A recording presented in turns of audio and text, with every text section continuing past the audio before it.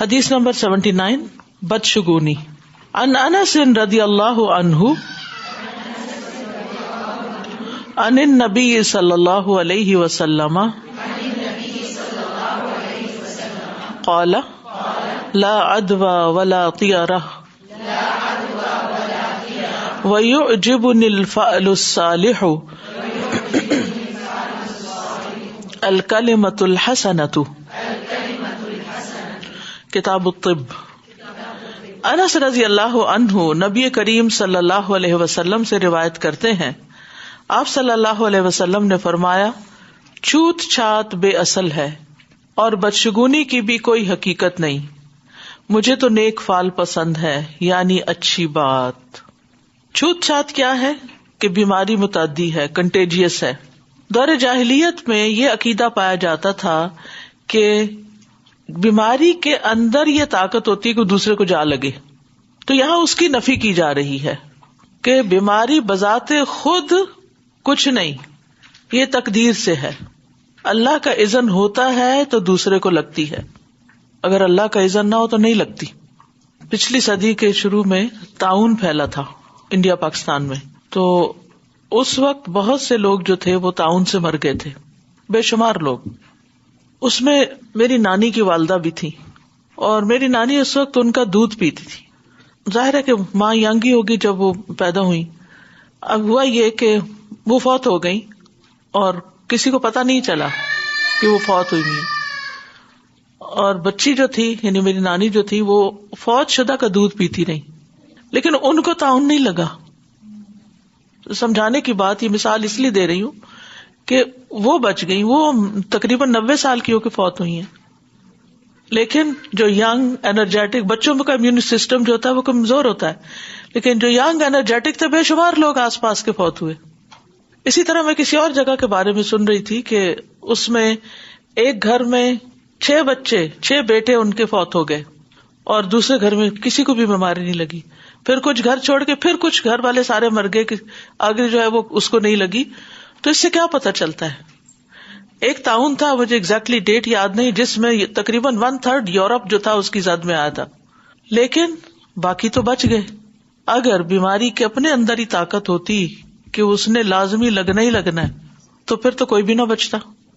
تو یہ بھی تقدیر کا حصہ ہے، جس کو جب چاہے اللہ وہ لگا دے، ورنہ اس کے اپنے اندر اللہ نے ایسا دفاعی نظام رکھا ہے کہ وہ وائرس اندر جا کے بھی پنپ نہیں سکتا، اس کو بیمار نہیں کر سکتا.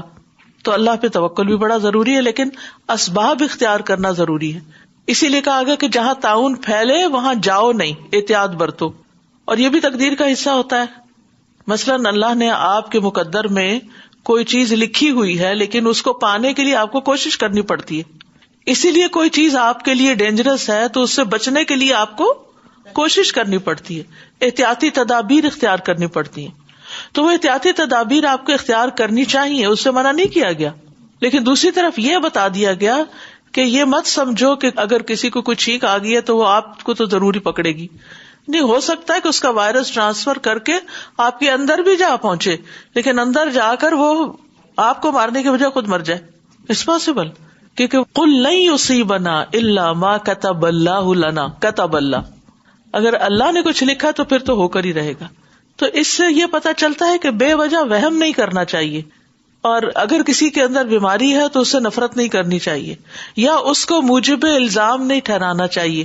کیونکہ عموماً ہم اس بندے کو کہتے ہیں وہ مجھے نا فلاں سے لگی ہے، وہ جو فلاں سے لگی ہے، میں وہاں گیا تھا نا، اس سے لگی ہے، اس سے لگی ہے، اس سے لگی ہے. اللہ کا اذن ہوا تو لگی ہے، ورنہ ہو سکتا ہے کہ آپ کے ساتھ بیٹھے شخص کے اندر وہی جراثیم ہو اور آپ کو نہیں پتا اور آپ تک نہیں پہنچا کیونکہ اللہ کا اذن نہیں تھا. تو لا ادوا، کوئی بیماری متعدی نہیں ہوتی، کنٹیجیس نہیں ہوتی، الا ما کتب اللہ لنا. ٹھیک ہے، کبھی ایسا ہوتا ہے کہ مریض جو ہے وہ تندرست کے ساتھ گل مل جاتا ہے تو بیماری لگ جاتی ہے، لیکن ایسا ہونا لازم نہیں. کبھی سبب موجود ہوتا ہے لیکن نتیجہ نہیں نکلتا اس طرح، یعنی جراثیم ہے لیکن انفیکٹو ہو گئے آپ تک آ کے، کیونکہ آپ کا جو دفاعی نظام ہے وہ بہت اسٹرانگ اللہ نے بنایا ہے، تو وہ واپس مار دیا ان کو. احتیاط ضروری ہے کرنی، لیکن ساتھ یہ بھی یقین رکھنا چاہیے کہ مجھے بے وجہ کا خوف نہیں کرنا کہ ہائے ہائے میں مر ہی نہ جاؤں اس میں. اگر میری موت لکھی ہے نا تو وہ کہیں سے بھی ٹریول ہو کے پہنچنا ہے. پھر اس نے آپ جو مرضی کر لیں, اس کا یہ مطلب نہیں کہ پھر کچھ نہ کریں. نہیں, جیسے میں نے بتایا نا, یہ تقدیر کا مسئلہ ہے بیسیکلی. جیسے تقدیر میں کئی چیزیں ہوتی ہیں. بس تقدیر میں ہے کہ فلاں لڑکے کی فلاں لڑکی سے شادی ہوگی. اب اس کے لیے کیا ہوتا ہے, ایک پورا پروسیس ہوتا ہے, ایک کوشش ہوتی ہے. اچھا, اسی طرح جیسے بچہ پیدا ہوگا کسی کا, یا کوئی کھیت اگانا ہے, یا کچھ بھی, تو ہر کام کا سبب, ابھی آپ فقہ الاسباب میں آپ یہ سب پڑھ چکے ہیں. تو بیماری لگنے کا سبب ضرور بن جاتے ہیں جراثیم, لیکن الا باذن اللہ.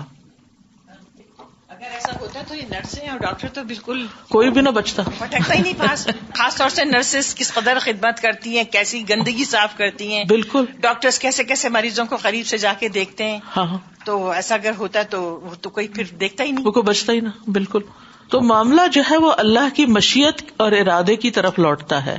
اگر وہ چاہے کہ کسی بیمار سے دوسرے کو بیماری لگا دے تو بیماری لگ جاتی ہے, اور اگر وہ نہ چاہے تو کسی سے بیماری نہیں لگتی. ٹھیک ہے, تو اس لیے یہاں بنیادی طور پر جاہلی عقیدے کی اصلاح کی گئی ہے, اور بعضوں کے جاہلیت کی باتیں ہمارے اندر بھی آ جاتی ہیں, تو ہمیں بھی اپنی سوچ کی اصلاح رکھنی چاہیے. ابو ہریرہ کہتے ہیں رسول اللہ صلی اللہ علیہ وسلم نے فرمایا, کوئی بھی چیز کسی بھی چیز کی طرف متعدی نہیں, یعنی کنٹیجیس نہیں ہوتی. آپ نے جب 3 دفعہ فرمایا تو ایک دیہاتی کھڑا ہو گیا, عربی, کہنے لگا اللہ کے رسول, بے شک خارش کا زخم, اسکن ڈیزیز جو اونٹ کی ہوتی ہے, اونٹ کے ہونٹ یا اس کی دم کی جڑ میں ہوتا ہے, تو یہ تمام اونٹوں کو خارش لگا دیتا ہے. آپ کچھ دیر خاموش رہے, پھر فرمایا اس پہلے اونٹ کو خارش کہاں سے لگی تھی, یعنی اگر اس کو کسی اور سے لگی اس کو, تو جو فرسٹ اونٹ جو بیمار ہوا تھا جس نے نمبر 2 کو لگائی تھی, وہ پہلے والے کو کہاں سے لگی تھی. فرمایا کوئی بیماری متعدی نہیں ہوتی, سفر کا مہینہ منحوس نہیں ہوتا, اور نہ الو سے کوئی نحوست ہے.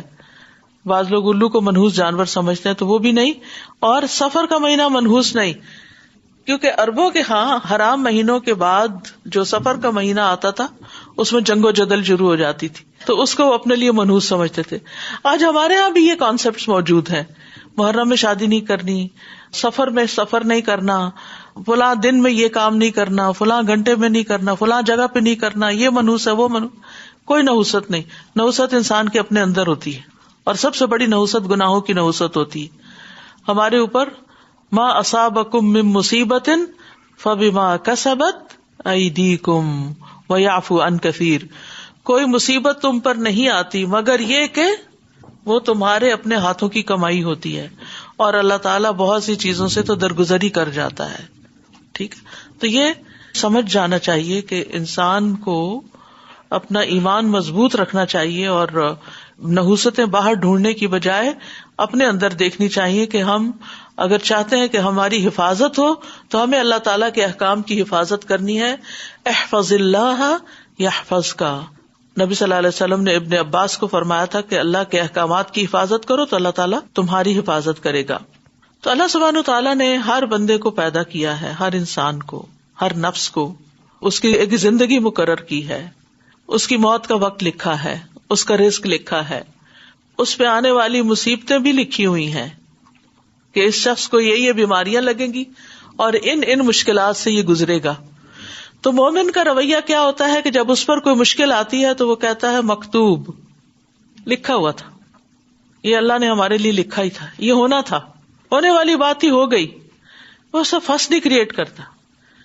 اب دیکھیے کہ بعض اوقات بچوں سے کوئی نقصان ہو جاتا ہے, کوئی چیز گھر کی توڑ دیتے ہیں, کوئی حادثہ ہو جاتا ہے, ٹھیک ہے احتیاط آپ نے کر لی ساری, پھر بھی ہو گیا, تو مکتوب لکھا ہوا تھا, کیا کر سکتے ہیں, یہ تو ہونا تھا, ہونے والی بات ہی ہو گئی. تو اس لیے انسان کو تسلی رکھنی چاہیے کہ جو مجھے اللہ نے وقت دیا ہے اور آزمائشوں سے بچایا ہوا ہے اس میں اچھی طرح اپنے آپ کو اچھے کاموں میں مصروف رکھوں. دوسرا یہ فرمایا ولا طیرہ, اور کوئی چیز ایسے نہیں جس سے نحوست پکڑی جانی چاہیے, کسی الو وغیرہ سے یا کسی اور چیز سے.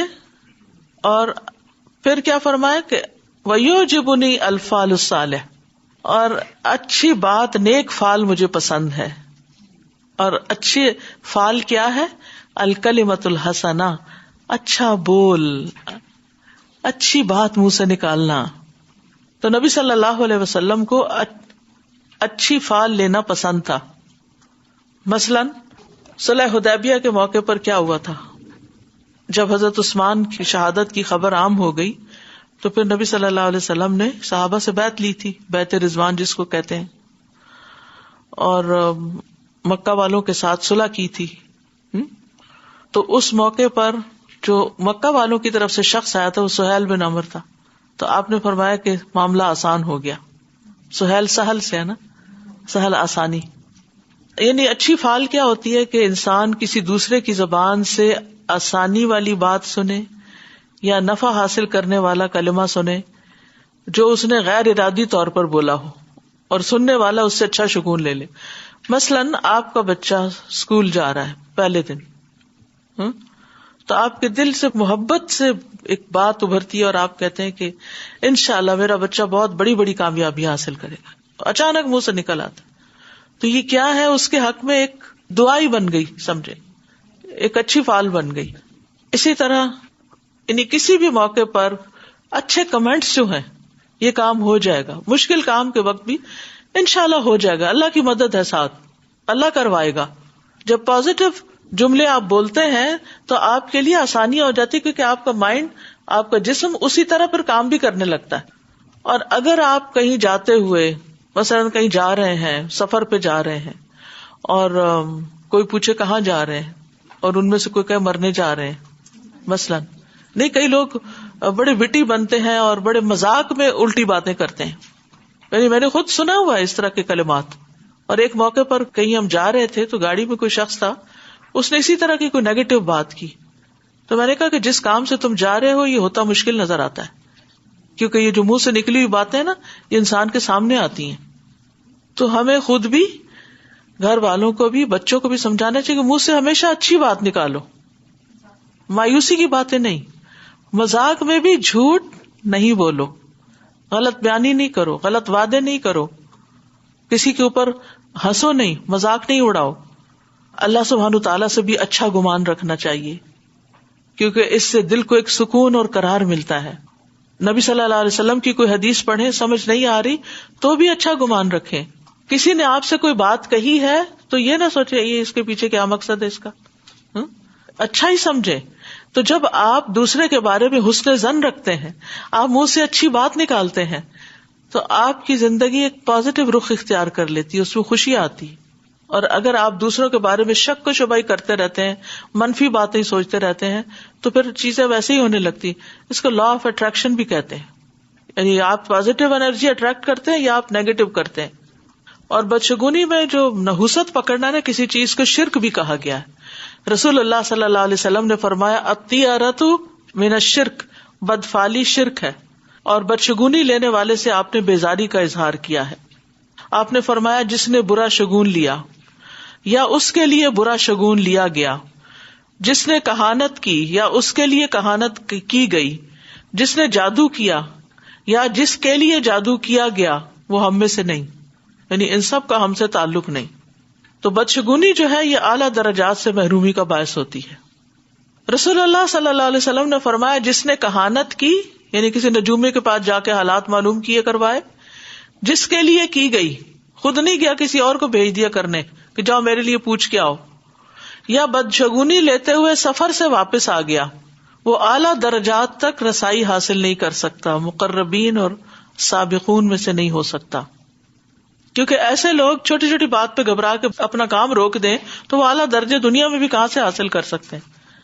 بڑے درجے تو وہی حاصل کرتا ہے نا جو رسک لینا جانتا ہے، اللہ کے بھروسے پہ آگے بڑھتا ہے، ہر چھوٹی بڑی چیز سے ڈر کے بیٹھ نہیں جاتا.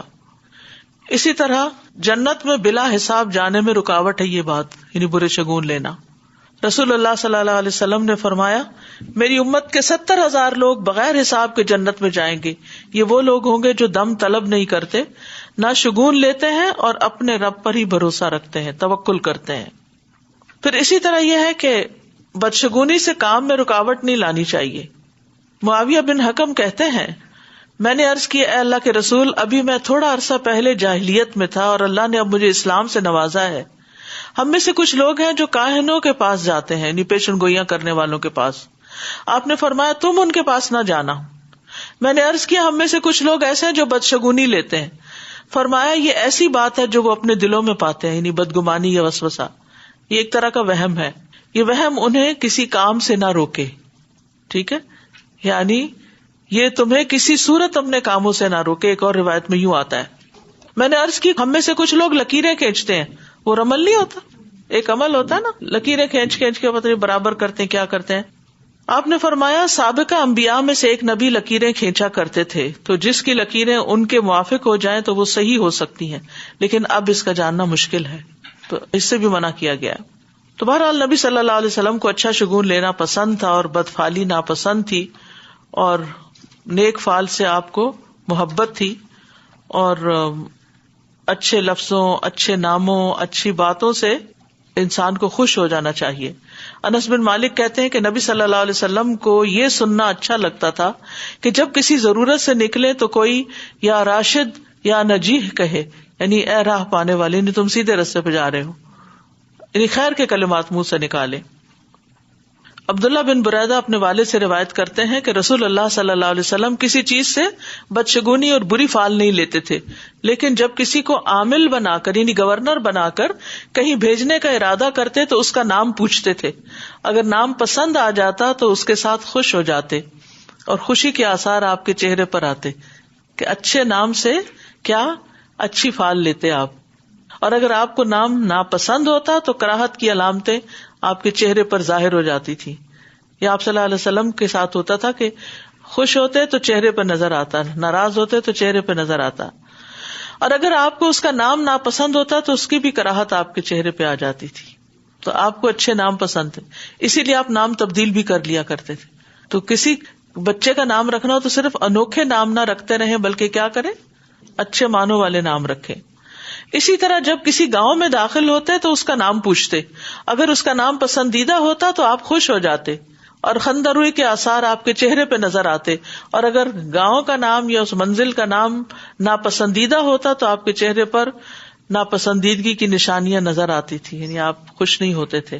اسی طرح یعنی کہ خواب میں اگر کوئی اچھا لفظ یا اچھی بات کر دے، یا استخارے کے بعد آپ مثلا 2 رکعت نماز پڑھ کے اٹھے ہی ہیں تو اچانک کوئی شخص ایسا مل جاتا ہے جو آپ سے کوئی بڑی اچھی بات کر دیتا ہے، تو اس سے آپ کے دل کو ایک اطمینان اور خوشی ہوتی ہے، اور آپ کو یوں محسوس ہوتا ہے کہ اب آگے کام آسان ہو جائے گا. اسی طرح خواب میں کوئی ایسی نشانی نظر آ جائے. انس بن مالک کہتے ہیں کہ رسول اللہ صلی اللہ علیہ وسلم نے فرمایا میں نے ایک رات خواب دیکھا. یہ کس نے دیکھا؟ نبی صلی اللہ علیہ وسلم نے خود دیکھا. گویا ہم عقبہ بن رافع انصاری کے گھر میں ہیں اور ہمیں ابن تاب کی تازی کھجوروں میں سے کھجوریں پیش کی گئیں. خواب میں آپ کو کھجوریں پیش کی گئیں تو میں نے اس کی یہ تعبیر لی کہ ہمارے لیے دنیا میں رفت اور آخرت میں اچھا انجام ہے، اور ہمارا دین انتہائی عمدہ ہے. تو اچھا خواب آپ دیکھیں تو اچھی تعبیر اس کی لیں. اور اسی طرح ہر بات کے 2 رخ ہوتے ہیں. اگر کوئی شخص آپ کے پاس خواب سنانے کے لیے آ گیا، اول تو اسے کہیں کہ اگر تمہارے دل کو اچھی لگ رہی خواب تو بیان کرو، اور اگر نہیں تو چپ ہی رہو. لیکن اگر وہ کہے کہ مجھے سمجھ نہیں آ رہی تو سن لیں، سن کے اس کا بہتر پہلو جو ہے وہ اس کو بتائیں. یعنی اس کے دونوں پہلو ہو سکتے ہیں، آپ اس میں سے بہتر نکالنے کی کوشش کریں. تو خواب بھی یعنی اس کی تعبیر معلق ہوتی ہے، جیسی کوئی بیان کر دیتا ویسی وارد ہو جاتی. تو یہ کچھ ایسی چیزیں ہیں جو ہمارے دین نے ہمیں ان کی بھی یعنی توہمات سے بچنے کے لیے ان کی بھی حقیقت ہمیں بتا دی، تاکہ نہ ہم شرک میں مبتلا ہوں اور نہ ہی ہم کسی ایسے کام میں پڑیں جو ہمارے لیے نقصان دہ ہو، بلکہ خوشگوار زندگی بسر کریں. Be positive. یہ ایک پورا مزاج ہوتا ہے کہ آپ چیزوں کو کس نظر سے دیکھتے ہیں. It reminded me of something that happened recently. There was a staff who was discontinuing, and we were interviewing a few candidates, and we weren't necessarily getting settled on that. And when the candidates left me and this other person who were part of the interview, we always conclude this way that inshallah Allah subhanahu wa ta'ala will send, and I'm like, inshallah Allah subhanahu wa ta'ala will send a very suitable candidate.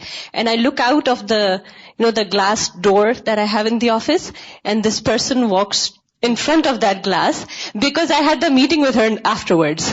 And all of a sudden it just clicked. I'm like, who Allah subhanahu wa ta'ala will send, and this person is walking right up front, as I said.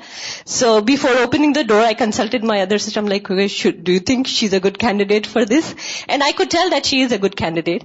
And we agreed, and then I proposed to her, and she, mashallah, took that responsibility. And, she's proving to be a very good candidate for that work. So we didn't know before uttering that word that inshallah Allah subhanahu wa ta'ala will send someone suitable, and there walks in that suitable person. Alhamdulillah. تو اللہ کے بارے میں اچھا گمان رکھنا اللہ سبحانہ تعالیٰ کی طرف سے رحمت لے کے آتا ہے.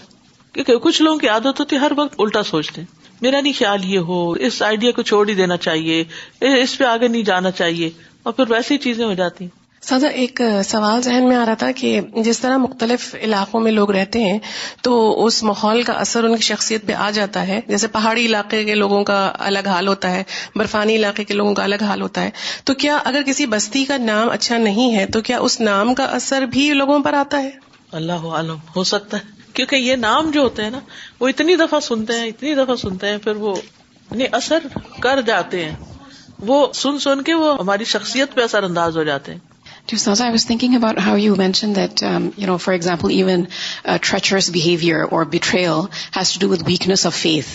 And also taking evil omens has to do with weakness of faith. So faith is the biggest treasure. We've just started Surat Yusuf, and I was thinking of the story of Yusuf alayhi salam and how he shares his dream with his father.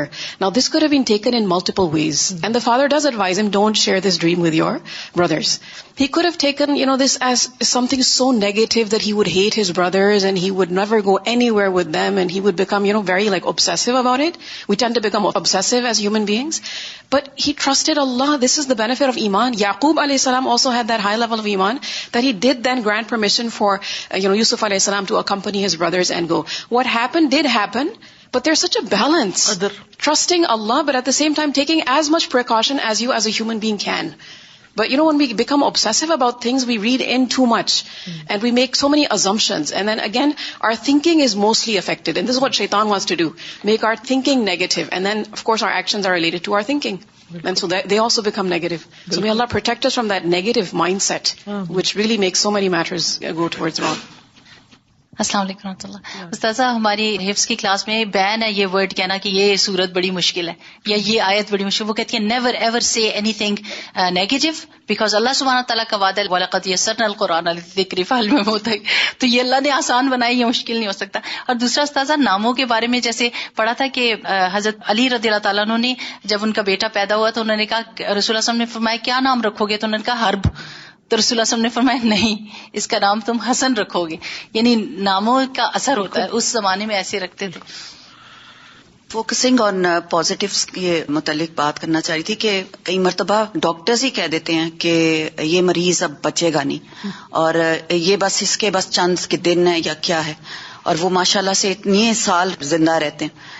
تو تقدیر, جیسے آپ نے پہلے ذکر کیا اور میں یہ دونوں حدیثوں کو ساتھ ملا رہی ہوں کہ ایک تو تقدیر ہے اور ایک ہے کہ لوگ جا کے نجومیوں سے اور ادھر ادھر سے پتہ کراتے ہیں کہ یہ ہمارے لیے اچھا ہوگا یا برا ہوگا, تو وہ اللہ تعالیٰ کے اذن سے ہی سب کچھ ہو سکتا ہے.